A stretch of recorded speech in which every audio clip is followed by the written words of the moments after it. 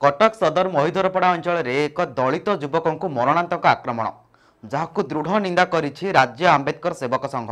तेबे गत मास 9 तारिख में महिधरपड़ा गाँव विकास पाई एक ग्राम्य कमिटी सभा डक जाइतला जेउथिरे दिल्ली भोई नामक जड़े व्यक्ति यार आपत्ति उठाई ग्रामवासी आक्रोशर शिकार होते। दलित व्यक्ति जनकू सर्वसाधारण सम्मुखें असभ्य भाषा गाड़ीगुलज करने सह जातिगत आक्षेप कर माड़ मारी किछि दुर्बृत्त।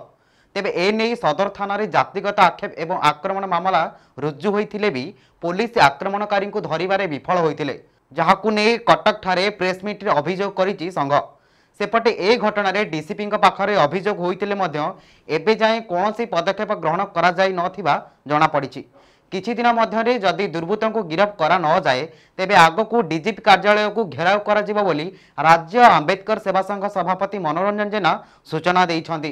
घटना घटी महिधरपड़ा कटक सदर थाना अंचल जड़े दलित युवक को जातिगत आक्षेप सर्वसाधारण एवं ताकू मरणात्मक आक्रमण होता।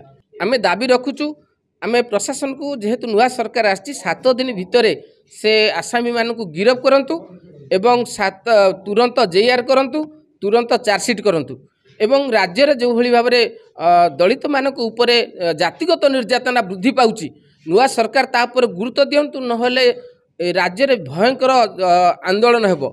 एटी केवल साप बदली सापर छुआ भी से साप, तेणु एटी सरकार बदली गले बीजेडी बदली गले बीजेपी आसीगले दलित मानकर भाग्य परिवर्तन हेबनी। जे पर्यंत अस्पृश्यता दूर न होईची, जे पर्यंत जातिगत विभेदता न जाईची से पर्यंत ए भली हिंसा ए भली जातिगत दंगा चालू रहिबो।